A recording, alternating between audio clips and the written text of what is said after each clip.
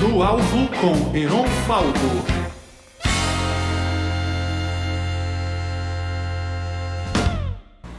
Fala, Falcão. Entrou aqui nosso convidado. Nós já vamos começar aqui. Hoje tá rápida. Falcão, meu amigo aí já há alguns anos. A gente se conheceu quando eu era músico, quando eu levava mais a sério minha música. Quando E o gravou, quando gravou um álbum com o produtor do Bob Dylan na Califórnia. Isso você está dizendo, né? Álbum até hoje guardado a sete chaves. Mas eu sei que o produtor do Bob Dylan gravou o seu álbum. Foi o produtor do seu álbum. Você deve essa história pra gente. Valeu. Em algum momento isso aí sai do... Então, Falcão, vamos começar então com o poema, depois a gente fala um pouco sobre você, pode ser? Pode ser. E depois eu quero te falar um pouco do cenário aqui, mas depois.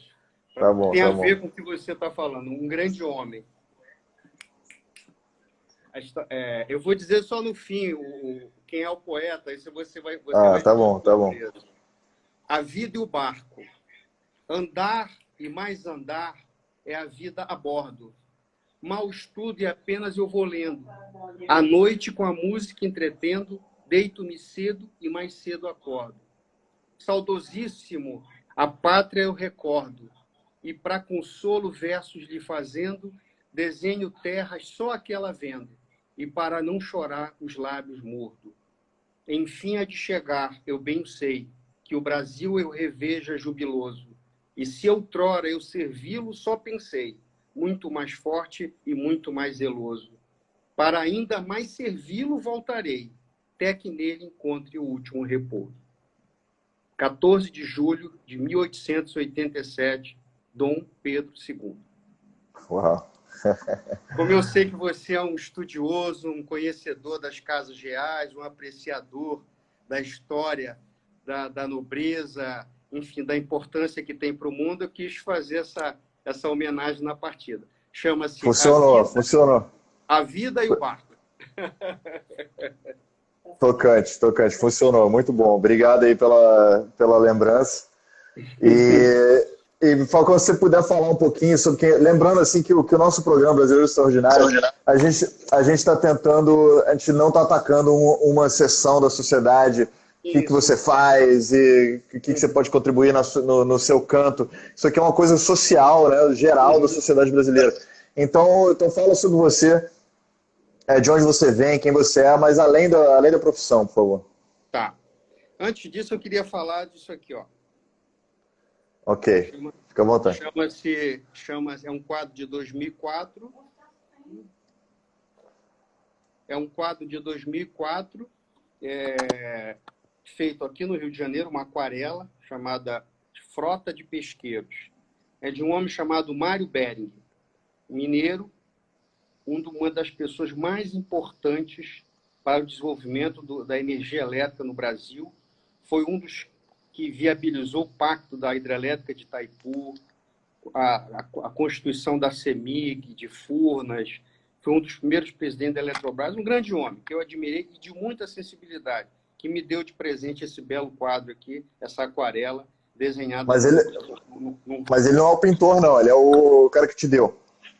Ele é pintor, mas a atividade dele é como engenheiro no setor de energia elétrica. Não, foi ele que pintou. O cara que te deu o quadro foi ele que pintou? Ele que pintou. Que legal. Era um aquarelista, um grande pintor, mas era para ele, não era profissional. Não atuava. Agora, sobre a minha vida, Heron, eu sou jornalista de formação desde 91. Trabalhei muitos anos em redações, trabalhei no Globo, trabalhei no Estadão como repórter, editor, e também durante um bom tempo atuei na área de comunicação corporativa, na Insight Comunicação, da qual fui sócio, e estou agora focado em um projeto, um think tank chamado Memória da Eletricidade, que produz conhecimento nessa área de energia. Eu estou lá para cuidar da parte editorial, lançamento de livros.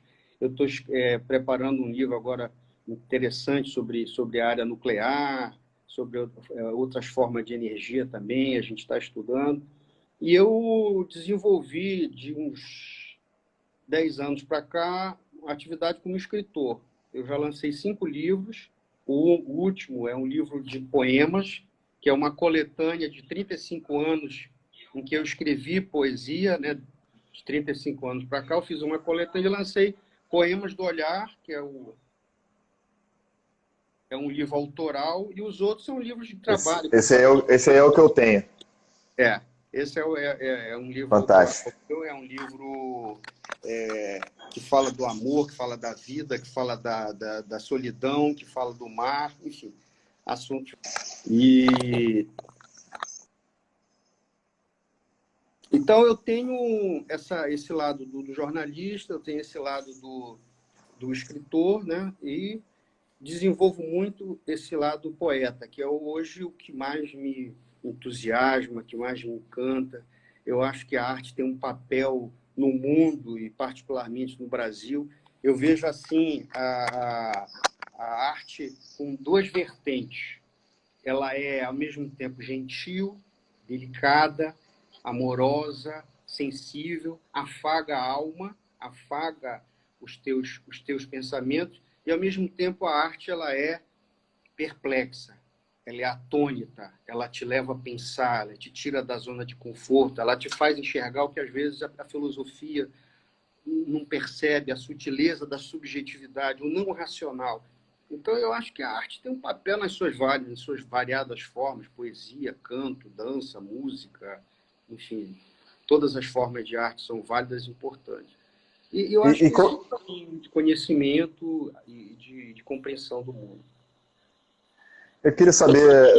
bom, primeiro vamos dar um oi aqui para o pessoal que está chegando, que está começando agora. Meu pai que já falou um monte de coisa boa sobre você. Uma pessoa incrível. Depois você dá uma olhada. Ele só está te elogiando aqui, já tem umas 10 linhas aqui de elogio. Olha, eu vou agora falar em público que eu te falei em particular. O Heraldo, teu pai, é uma das pessoas mais sábias, mais delicadas, inteligentes para conversar que eu conheci em toda a minha vida. Virou, primeiro era um negócio, ele me contratou para escrever um livro sobre a história dos grandes hotéis do Brasil. E era um livro comemorativo do aniversário da ABIH, que ele presidiu, a Associação Brasileira da Indústria de Hotéis.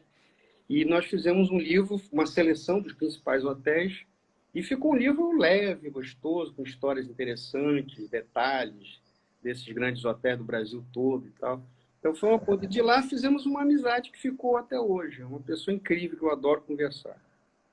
Obrigado, muito obrigado pelo carinho, como sempre. Deixa eu te perguntar, Falcão. Eu queria saber um pouquinho, para eu entender melhor, essa sua transição, né, de lançar o seu próprio trabalho, né? Como foi isso para você, de sair do mundo mais corporativo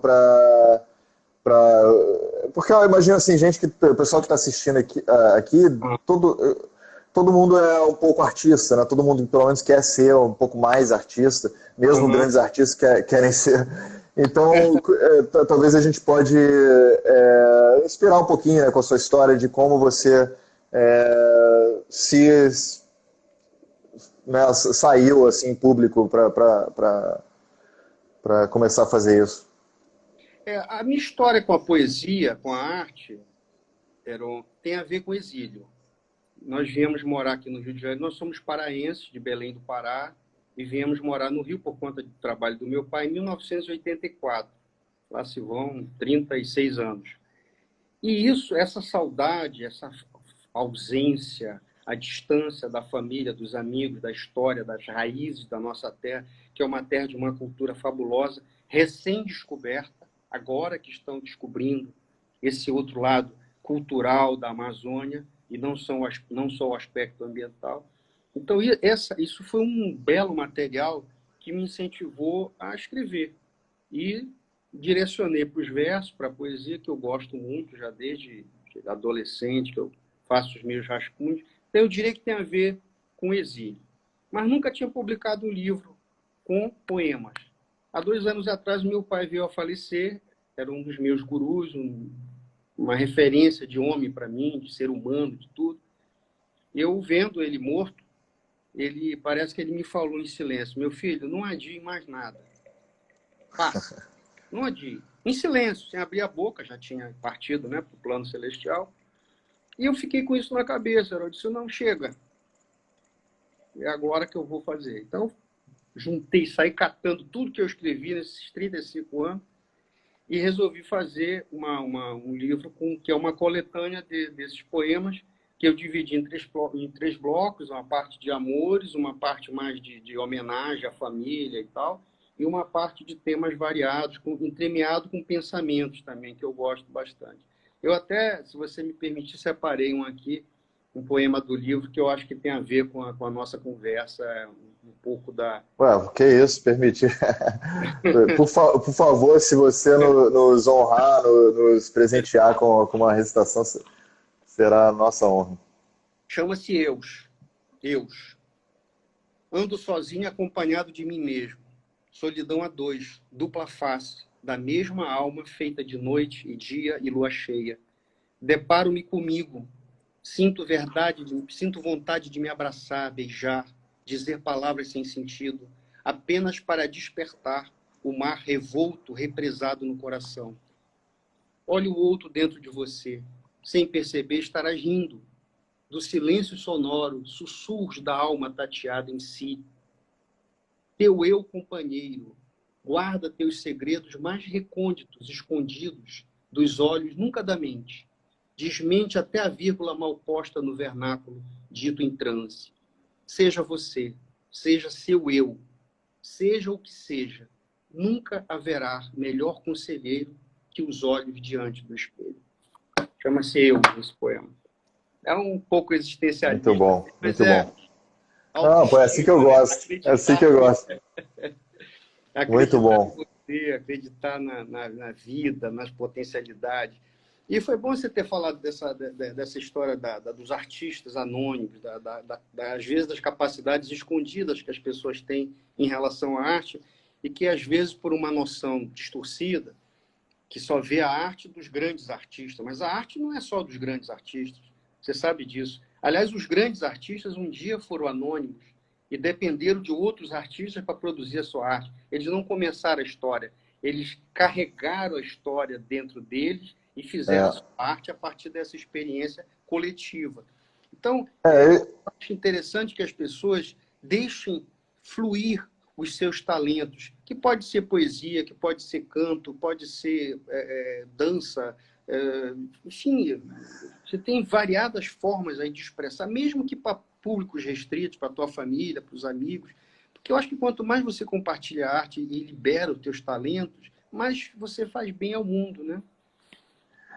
Eu, assim, na minha opinião, essa é uma questão, na verdade, que a gente pode entrar da sociedade, não só brasileira, mas da sociedade de todos os países do mundo, que depois do iluminismo, depois do industrialismo, a gente começou a se especializar, né? Começou a fazer teste de aptidão, começou o ser humano a se especificar, né? O que ele tem que se definir perante a sociedade de uma maneira ou de outra. E a gente perdeu muito da universalidade, né? Do ser humano como completo, alguém que pode ser ao mesmo tempo um engenheiro e um pintor, né? Como era Leonardo da Vinci, né? Isso era uma coisa comum no mundo antigo. Inclusive o termo universidade, né, que a gente usa hoje para as coisas mais específicas do planeta, vem de ser universal. Então, o currículo de educação clássica era de abrir a mente, de se expandir, de ser mais e não ser menos, e não se especificar, né? Inclusive o termo arte, que é uma tradução do grego techne, né, bom, é o latim, a versão ars do latim, do grego techne, que significa técnica, na verdade, significa tudo na Grécia Antiga era arte, né? Você faz uma cadeira, era arte, qualquer coisa, tem a arte de ser contador. Então, foi num tempo medieval que isso começou a se separar, né? O que era arte, em termos transcendentais, em termos decorativos, o que você puder imaginar, e outras coisas, ofícios, né? E uma coisa se separou da outra.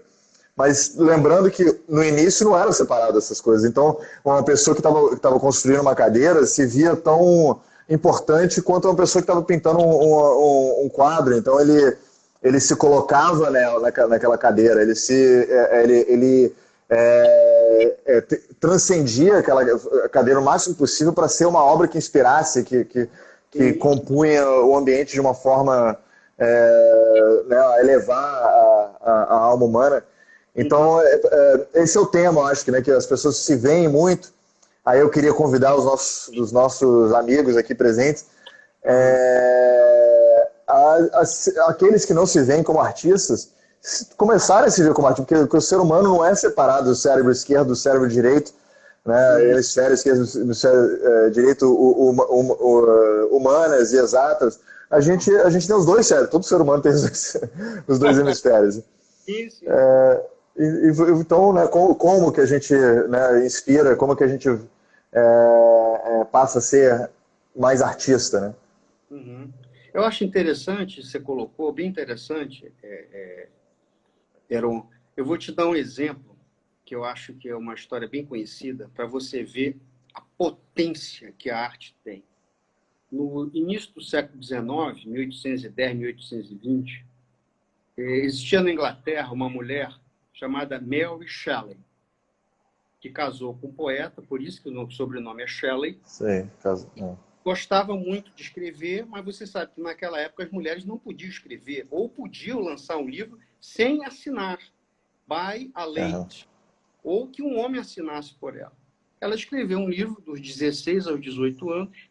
Esse livro foi lançado aos 18 anos, com um prefácio do marido, do Shelley. Virou um clássico da literatura inglesa e hoje um clássico, hoje não, e um clássico do mundo, que é o Frankenstein.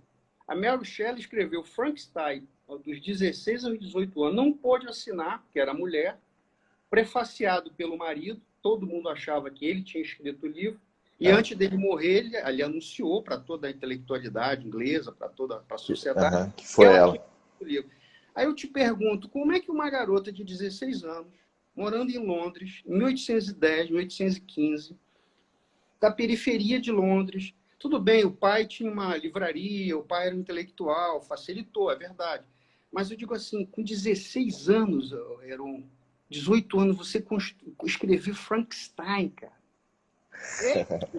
Não tem uma explicação racional. Você não pode dizer, não, ela fez a academia, ela estudou, ela conversou, ela leu uma biblioteca inteira. Não. Então você viu uns talentos assim, por exemplo, o pianista, o José Carlos Martins, né, que agora está, inclusive, com a dificuldade, motoras e tal.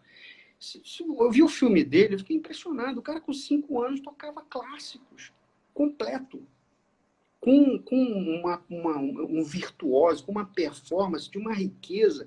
E como é que você vai entender isso? Então, aí eu me leva a crer, observando esses fenômenos, né, que são fenômenos, que a arte ela é pulsação, ela não é racional. A inteligência vem depois. A arte ela se coloca entre a ideia e a verdade. Que a ideia eu vejo como um estalo, como um insight, como uma observação do tempo. Quando isso é aceito por um determinado público, por menor que seja, se torna uma verdade. Aceita por aquela plateia, vamos dizer assim. A arte está no meio disso tudo, porque ela não se racionaliza, ela tem uma perplexidade, ela te leva ao pensamento sem ser um pensamento elaborado. E que é teu, é uma pulsação que tem em você. Se você me perguntar por que você escreveu o poema, quando eu escrevi meus primeiros poemas, eu não tinha lido nada a respeito. Eu não conhecia nenhum poeta. Eu li os poetas da escola, que o colégio me mostrava. Mas se você me perguntar, você tinha uma base acadêmica? Você tinha lido os grandes poetas do mundo brasileiro? Não. Então, eu me preocupava, me hesitava um pouquinho, que eu pensava, mas eu não conheço métrica, eu não conheço, sabe, eu não sei fazer um soneto com toda a técnica, eu não tenho as técnicas, será que eu devo fazê-lo? Aí eu fui perdendo a vergonha, escrevendo. Se foram mais de 300, aí que tem um aprendizado que é empírico. E, claro, você tem que estudar. Eu li depois vários poetas, conheci... Aí você vai aprimorando, né? Você vai aprimorando vamos dizer, em inglês, fine-tuning, esqueci, esculpindo, né? Os detalhes da sua técnica. Assim, o que você falou, apesar de eu concordar que tem um certo je ne sais quoi, né? Um certo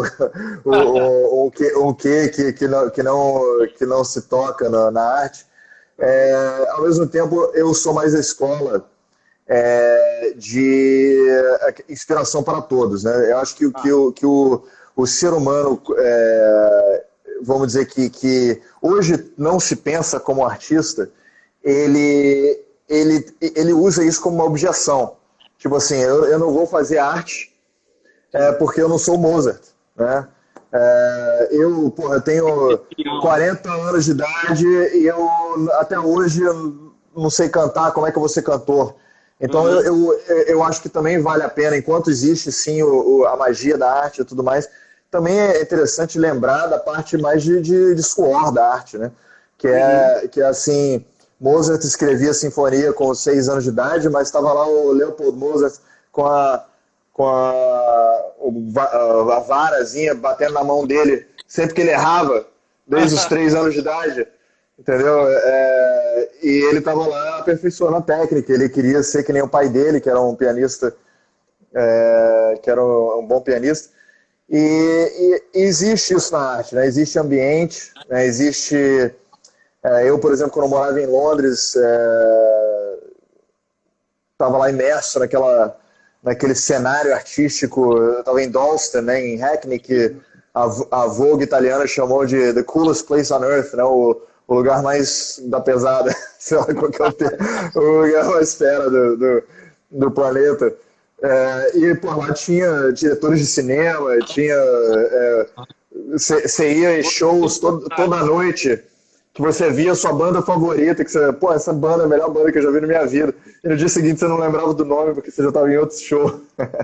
Então, assim, você estava imerso nessa coisa. E aí você, óbvio que você produz mais, né? Você está lá, a Mary Shelley, que nem você falou, ela era muito amiga do Lord Byron. Ela estava lá na aristocracia inglesa, né? Tinha muitos bons amigos, vamos dizer. Então, eu não estou discordando com o que você está falando, eu concordo plenamente com o que você está falando. Só estou dizendo que para a gente inspirar, né, para permitir que as pessoas produzam arte e saiam do armário, né, como artistas, eu acho que vale lembrar que é para qualquer pessoa, né? Se você quiser aprender piano como Mozart, você tem que botar o dobro de horas que ele colocou, porque ele começou muito cedo, né? Ele começou com 3, 4 anos de idade, ele já estava tocando piano, então é uma questão asiática, né? Isso, você viu os videozinhos, né, que a gente vê da galera tocando com 5 anos de idade, né? Então, só isso que eu queria adicionar, entendeu? Eu concordo com você. Eu concordo com você. Existe o talento inato, eu não nego isso. Mozart é único. Beethoven é único, Shakespeare é único, Nelson Rodrigues é único. Existe um talento inato, mas eles tiveram a coragem, eu concordo muito com você, de desenvolver o seu talento. O fato de você não ser o Nelson Rodrigues, de não ser o Mozart, de não ser o Beethoven, de não ser o Shakespeare, não te impede de produzir arte com o teu talento e que tenha um significado para o mundo. Porque às vezes, eu acho que a gente pensa em mudar o mundo, seja para que lado for, sempre pensando no macro. As pessoas esquecem que o teu micromundo, se você somar todos os micromundos do mundo, você tem um mundo. Se você conseguir fazer um trabalho artístico que mobilize, que encante, inspire o teu pequeno mundo, os teus amigos, a tua família, as pessoas próximas, para mim você já está fazendo uma revolução cultural fantástica. Você já está dimensionando as pessoas para um outro patamar no teu pequeno universo. Eu até te peço permissão, que tem um trecho aqui, um poema belíssimo do Mário Quintana, que é metalinguagem, né? Fala o que é o poema, o que é a poesia. É bem Vamos lá. Os poemas. Mas só um parênteses antes de você começar, que estão falando. A Silvia está falando aqui que, Alexandre, você faz poesia com amor, elas são belas. Eu só queria te dar um elogio que realmente as suas poesias, apesar de você ter começado tarde nisso, eu gosto muito de poesia, então eu leio muitos poetas, né? Aí até o marido da Mary Shelley, eu gosto bastante. E você tem uma maturidade, né, na poesia, dá para ver que você não está tentando chamar atenção, você tá realmente buscando, né, as suas palavras buscam um lugar da alma, né? Elas não estão trazendo para você os olhos, né? Eu acho que isso é um grau de maturidade poética muito avançado. Obrigado, obrigado a você, obrigado a Silvia, minha prima querida lá de Belém, que é uma incentivadora de primeira ordem. Aliás, muitos que estão aqui, eu estou vendo, são amigos, queridos, pessoas que... Eu não seria o que eu sou como digamos assim, como poeta sem esse universo. Eu não acredito na arte individualizada. Até os gênios é que eu questiono, porque os gênios não foram gênios sem a história anterior. Os gênios não foram gênios sem convivência, aprendizado, interlocução com pessoas que estavam antes. Então, todos nós temos fontes de saber, e eu tenho várias, e uma em particular, que já faleceu há alguns anos, minha avó materna, Laura, que viveu até os 101 anos, que me ensinou quase tudo de arte. Eu aprendi a ler com ela, José de Alencar, Jorge Amado, literatura internacional. Ela me mostrava isso. E sempre num conceito que ela diz o seguinte: meu filho, você nunca saberá. Isso é um projeto eterno. Você será sempre um projeto. Você nunca será uma vida plena. E ainda dizia o seguinte: eu não tenho tempo para a tristeza. Isso com 99 anos. Eu não tenho tempo para a tristeza. Ela não tinha melancolia como fonte de inspiração dela. Eu acho, então, a tua arte, ela é coletiva. Ela é como os gregos dizem, uma egrégora. Você junta pessoas com quem você tem uma afinidade, até mental, e elas te influenciam o tempo todo e você vai gerando isso. Com certeza. É uma constelação, né? Você faz parte de uma constelação, um contexto, né? Que até costumo dizer assim, Bob Dylan, por exemplo, ele mesmo falou isso numa entrevista recentemente. Ele falou, pô, a gente estava nos anos 60, eu não tenho ideia de como é. Ele recita uma parte de uma música dele, ele fala, antigamente eu saberia isso, tá? Mas aí ele falou, eu não tenho ideia de como eu escrevi essas palavras. A gente estava num contexto muito louco, entendeu? De inspiração e pessoas. Aí ele cita quem estava lá junto com ele, né? O poeta Allen Ginsberg fazia turnê com ele. Então, pô, é isso. Eu não sei se você leu, eram Só Garotos, da Pat Smith e do Robert, que era o marido, amigo, eu li alguma coisa, eu li alguma coisa. Nova York, anos 60, 70. Esse povo 70. conviveu com Andy Warhol, conviveu com Bob Dylan, conviveu com rock, os grandes poetas do rock and roll. Esses caras conviveram com Então, a Nova York daquela época era um caldeirão cultural. Ninguém passava incólume por Nova York nos anos 60, 70. Era transformador. E eles souberam aproveitar o Robert, no caso da fotografia e tal, das artes, digamos, plásticas, e a Pat com a sua poesia, com a sua arte. Poesia e música, né? Ela faz muito boa a poesia barra música dela. Exatamente. Mas deixa eu só para você Vamos lá. Uma conceituação linda do que é poesia. Os poemas. Os poemas são pássaros que chegam, não se sabe de onde, e pousam no livro que lês. Quando fechas o livro, eles alçam voo, como de um alçapão. Eles não têm pouso nem porto. Alimentam-se um instante em cada par de mãos e partem. E olhas, então, essas tuas mãos vazias, no maravilhado espanto de saberes, que o alimento deles já estava em ti. Mário Quintana. Boa. Segundo olhar. Tem esse conceito. A simplicidade dele explicar algo tão profundo, tão complexo, tão rico, com palavras que ele catou. no linguajar. Isso me lembrou, na verdade, uma coisa que eu tenho estudado bastante ultimamente, que é a arte da analogia, né? Que os gregos antigos tinham isso como era uma coisa que os filósofos, né, nas escolas de filosofia ensinavam muito.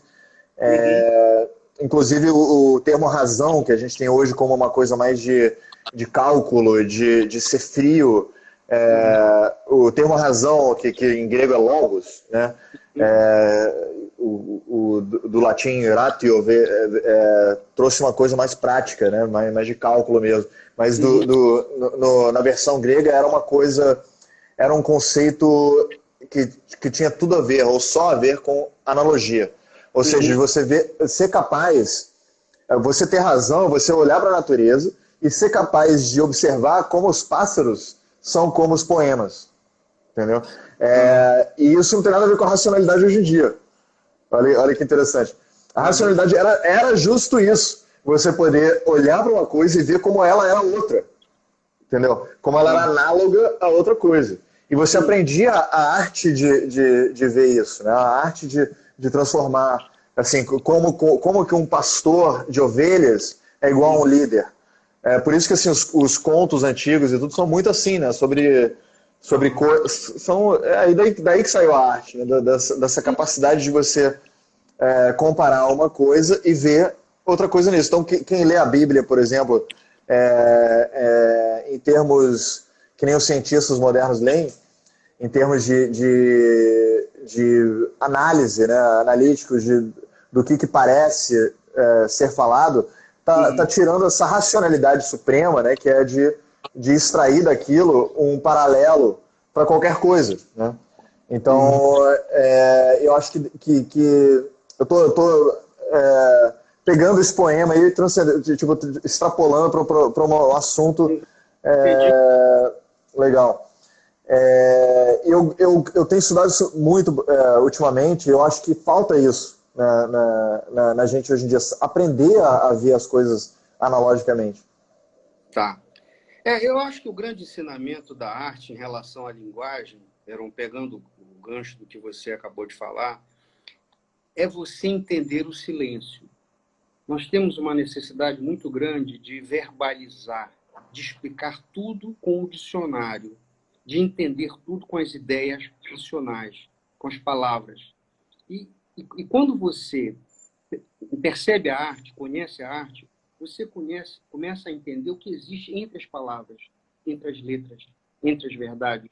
Ou seja, o silêncio que é sonoro, mas é silêncio, que se expressa na arte e que te faz enxergar aquilo que o teu pensamento, a tua ideia, a tua racionalidade, o teu dicionário, a tua linguagem verbal não consegue perceber, muitas vezes.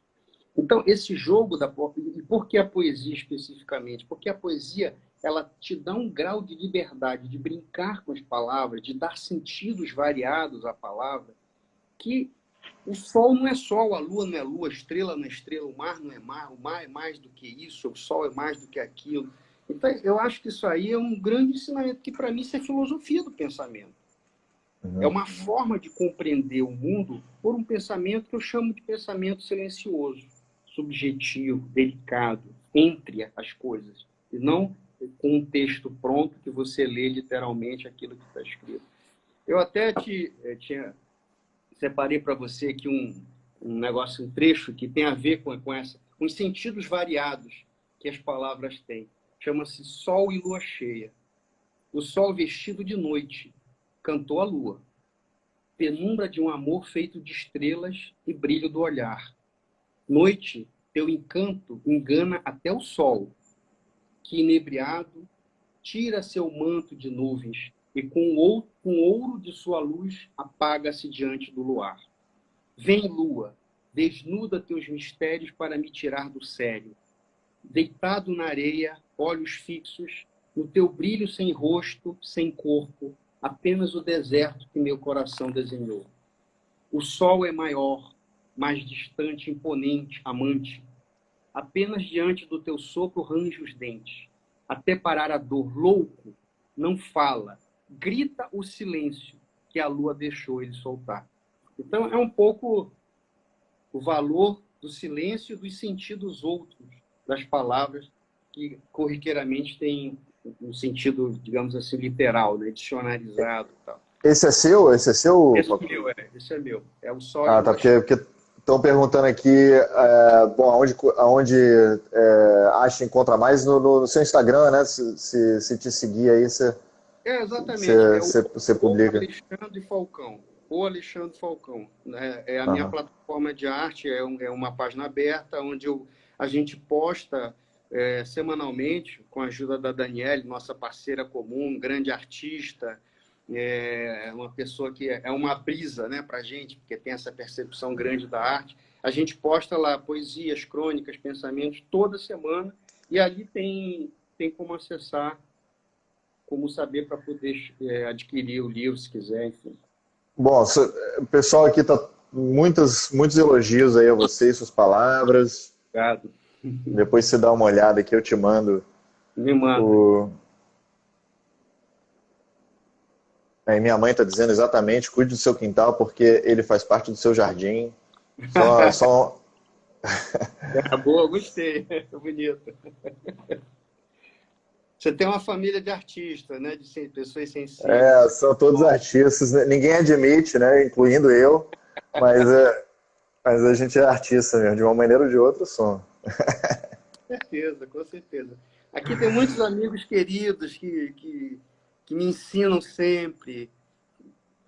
Eu quero ver se tem alguma pergunta pra gente aqui, porque acho que tenha. Raul, Evandro, Yasmin, Rose, nossa, muita gente bacana, querida. Pessoal, só queria lembrar vocês que isso aqui é uma conversa entre todos nós aqui, por favor. Eu sei que a gente às vezes começa a viajar aqui na nossa filosofia, mas, por favor, façam perguntas, comentários, intervenções, que a gente está aqui juntos. Posso fazer uma homenagem às mulheres agora? Porque eu acho que a gente está precisando de uma... Pode, vamos lá, enquanto eu acho alguma pergunta aqui. Vai. Diga aí. Não, vai. Ah, tá, desculpa. Motivo. Depois eu digo de quem é. Eu canto porque o instante existe. E a minha vida está completa. Não sou alegre, nem sou triste. Sou poeta. Irmão das coisas fugidias, não sinto gozo nem tormento. Atravesso noites e dias no vento. Se desmorono ou se edifico, se permaneço ou me desfaço, não sei. Não sei se fico ou passo. Sei que canto, e a canção é tudo. Tem sangue eterno a asa ritmada. E um dia sei que estarei mudo, mais nada. Poema Motivo, da Cecília Meirelles. É um dos poemas mais lindos que eu já li na minha vida, esse poema da Cecília Meirelles. Porque é de uma profundidade para você assimilar as coisas sem a necessidade de grandes explicações. Você sente, né? Você percebe. Eu acho isso aí também, a nossa sensibilidade, o sensorial, ele é uma forma de aprendizado também, tanto quanto o intelecto, a mente, tudo. Por isso que o livro, inclusive, que eu lancei, o único até agora de poemas, chama-se Poemas do Olhar. Eu descobri na minha caminhada, Heron, que o olhar é o meu sentido mais apurado. Eu aprendo com o olhar, eu conheço as pessoas pelo olhar, eu enxergo, eu vejo o mundo essencialmente pelo olhar. Então, as observações do olhar, para mim, são geradores de poesia, muito mais do que o tato, o olfato, enfim, os outros sentidos que a gente usa, que a gente tem. E você acha assim que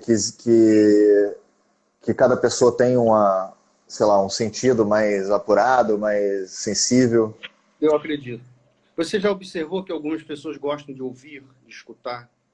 A gente até chama de sábios, né? Ouvem muito.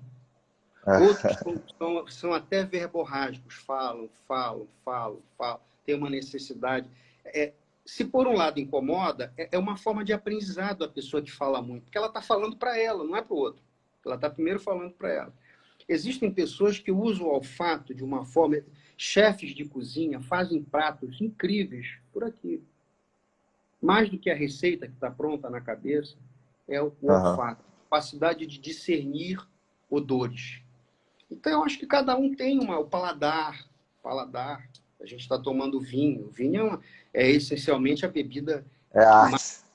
É a arte. É a arte degustativa. Então, Olha só, estão fazendo uma pergunta aqui que eu acho que vai dar pano para manga. Olha só. Como despertar nas crianças... O Manuel Santino Nascimento. Como despertar nas crianças e jovens o prazer da poesia? Ótima pergunta, Manuel. Grande primo lá de Belém, uma pessoa culta, um grande homem, aprendo muito com ele. Eu acho que como é que a criança vai ter esse interesse pela poesia? Primeiro, antes da escola, a família. Eu acho que as famílias precisam ter muita responsabilidade sobre aquilo que mostram para os seus filhos. Muito mais do que questões morais, eu não vou entrar nesse mérito, não é esse o nosso papo. Mas o conhecimento, a arte, o interesse pela arte, para mim, começa em casa. Não pelo que você diz, mas pelo que você faz. Então, o exemplo dos teus pais, dos teus tios, dos teus avós, eles são marcantes, são laços eternos, são percepções que você carrega a vida toda. Segundo plano, a escola. Eu estudei lá em Belém, no Colégio Marista, a minha vida toda, e é uma base que eu jamais vou esquecer, porque você é incentivado a conhecer os autores, você é incentivado a conhecer a arte. Então, isso é uma outra base. E terceiro, desmistificar a poesia.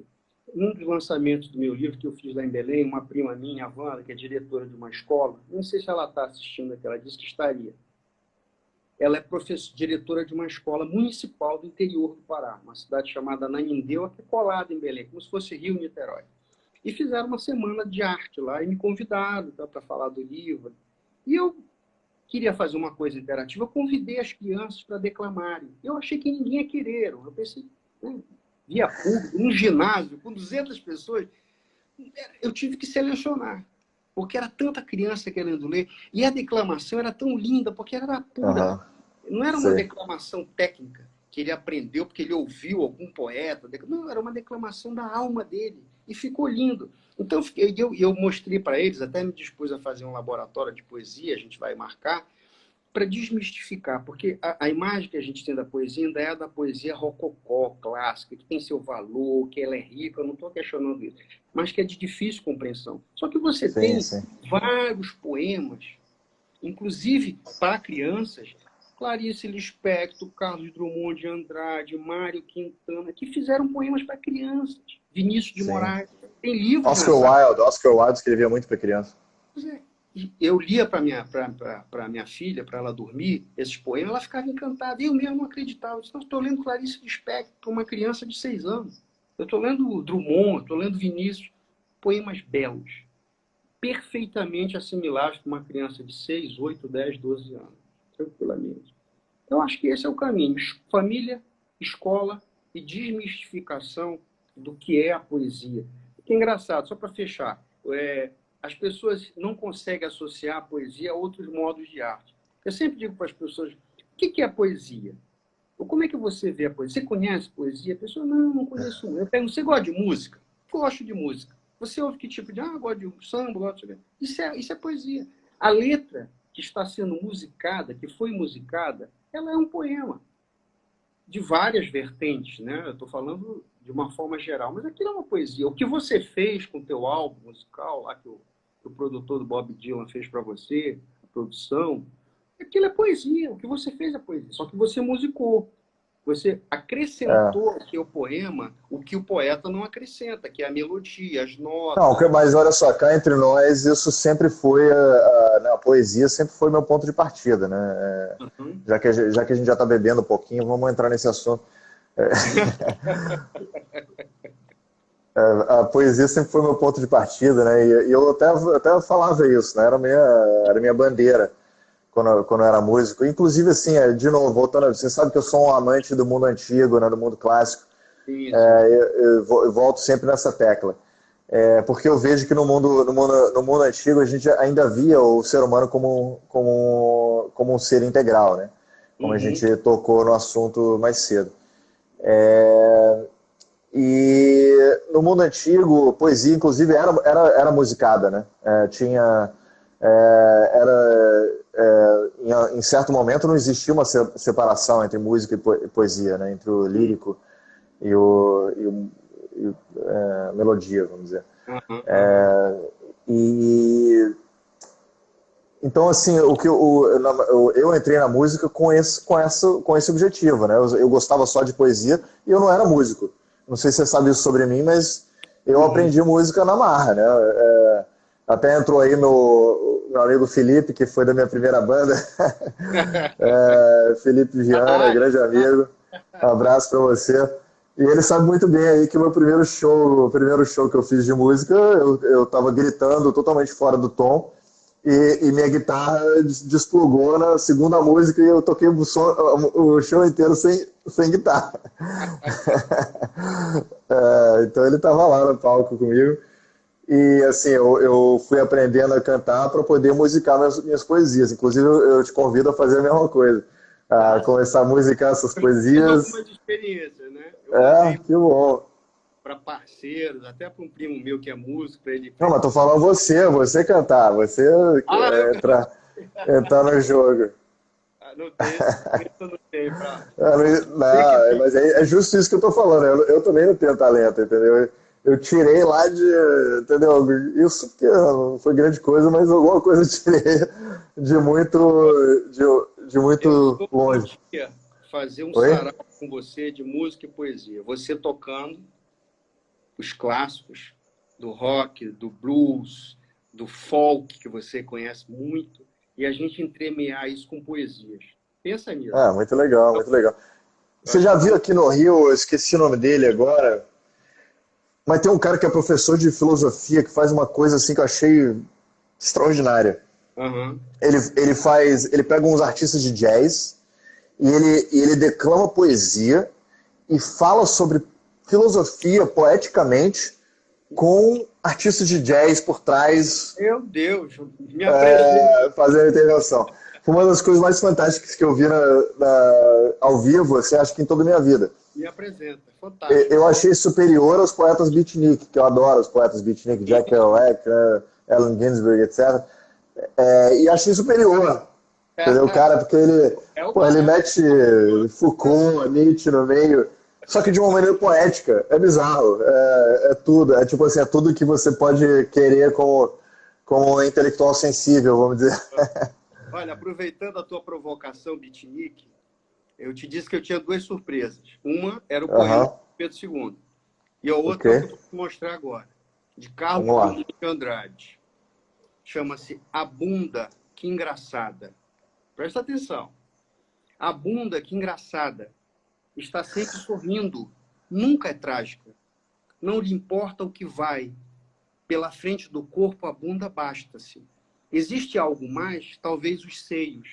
Ora, murmura a bunda, esses garotos ainda lhes falta muito que estudar.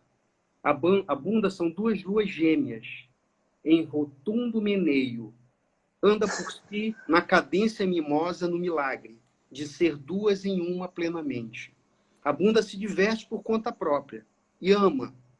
Na cama agita-se montanhas, avolumam-se, descem, ondas batendo numa praia infinita. Lá vai sorrindo a bunda, vai feliz, na carícia de ser e balançar, esferas harmoniosas sobre o caos. A bunda é a bunda, redunda. Carlos Drummond de Andrade. Escolhido um dos 100 melhores poemas brasileiros de todos os tempos. O cara conseguiu falar, fez um poema brilhante, usando, claro, um pouco a metáfora de algo que você não pensava, você concorda? Você imagina o Drummond escrevendo sobre a bunda? Não imaginava mesmo, não.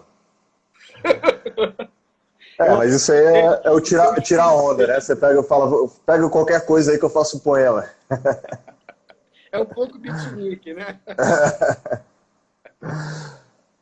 Então, eu acho assim que eu estou vendo assim se a gente tem alguma a pergunta, olha só. Tem. Manuel, com a instantaneidade da internet, o estilo japonês dos poemas breves e sintéticos, né, o haiku, que eu acho que ele está falando, instantâneos estariam mais próximos da juventude. Sim, acho que é pergunta que ele está fazendo, né? Se isso estaria mais próximo da juventude. Alguma coisa mais... É um bom caminho. Eu acho que é um bom caminho pelo aspecto visual, porque essa poesia está muito associada também a desenhos animados, orientais, japoneses. E esses desenhos têm tido uma grande penetração entre a juventude. É verdade. Porque são desenhos diferentes, são histórias mais sofisticadas, às vezes delicadas, com temas adultos, muito bem elaborados. Então, eu acho que é um poema de acesso interessante, porque ele te facilita a compreensão, estimula o interesse, sem ser uma coisa piegas, barata, sem um valor artístico e tal. Eu vi também uma euforia aqui, não sei se você olhou, sobre Fonte, do Coriolano Gato. É um jornalista, amigo, querido, fomos sócios e tal. E ele falou? Uma pergunta difícil. A poesia nasce da nostalgia ou da tristeza? Qual é a sua técnica? A alegria motiva a sua poesia? Interessante, porque às vezes você tem a ideia de que a melancolia, a tristeza, a nostalgia são deprimentes.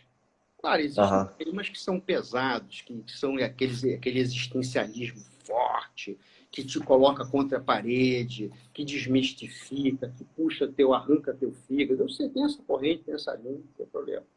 Mas a melancolia, a tristeza, a nostalgia, elas podem gerar belos poemas, não só pela linguagem, mas pela filosofia que está, pela mensagem, pela compreensão do que é isso. Uma vez eu vi de um psicanalista uma afirmativa interessantíssima. Ele falou: o melhor remédio para a angústia é a narrativa. Você quer ajudar alguém angustiado, deixa ele falar, deixa ele se expor, deixa ele verbalizar. E a arte, às vezes, verbaliza pelo angustiado. Às vezes, ela mostra de uma forma sutil aquilo que está lá dentro dele. Só que, assim, a minha preferência é um poema mais gentil, amoroso. Mas você gosta de Bukowski? Eu gosto de Bukowski. O Bukowski que disse o seguinte: ele é totalmente intervencionista nas suas emoções. Ele te invade totalmente. Mas como leitura, né? Claro, tem que ler Bukowski. Fantástico. O cara escreveu: somando todas as coisas, é claro, nossa pequena agonia é estúpida e fútil, mas sinto que os nossos sonhos não são. Olha o que o cara escreveu. Coisa bonita, profunda e rasgante, né? Rascante, né? Que ele desconstrói, ele vai fundo naquilo. Tem que ler, claro. Estuprador da poesia. A Virgínia está falando: Alexandre, para você, nos tempos atuais, a necessidade maior é calar ou falar. Aí você está falando que a coisa que você está falando é que, de repente, você deixa a outra pessoa falar ou deixa a pessoa ter a narrativa, né? Então, por esse modo, seria calar, né? Eu vou te dar um exemplo, Peron. Eu fiz esse livro de uma forma independente, eu não tive editora, eu tirei do próprio bolso uma experiência de coragem, vamos dizer assim. Eu vou fazer. E eu resolvi fazer lançamentos. Eu fiz em Belém, no interior do Pará, onde a família da minha mãe mora, no Rio de Janeiro, e em Brasília. Em todos eles, eu fiz saraus. Eu convidei as pessoas para declamarem poemas do livro. Todos, sem exceção. O que eu queria fazer? Quebrar barreiras. Pessoas que nunca tinham declamado um poema em toda a sua vida. Eu digo, mas como? A pessoa conhece música, ela já cantou, ela já dançou, até na escola, mas nunca declamou um poema. Já foi num karaokê, mas nunca declamou um poema. Então foi uma experiência assim, fantástica dessa interlocução entre as pessoas, de quebrar essas barreiras, de mostrar... Pô, isso é muito bom, mesmo, muito bom. Que a arte é acessível, né? A gente já está acabando aqui nosso horário, só para a gente terminar, sem resumir o que a gente falou hoje aqui. Eu acho que a gente falou muito sobre... para mim, a mensagem principal, né, ver se você concorda, é que todos nós somos poetas, né, todos nós somos cantores, todos nós somos pintores, dançarinos, porque a gente tem essa capacidade, a gente tem esse potencial dentro de nós. Nem todos nós precisamos fazer todas essas coisas, né? E não precisamos fazer melhor do que o Michael Jordan, né? ou seja, quem for. Só que a gente tem uma obrigação, eu acredito, né, de fazer, né, de uma maneira ou de outra, se expressar, adicionar para o mundo, adicionar para a polifania, como C.S. Lewis dizia, adicionar para a sinfonia que está acontecendo no universo, né?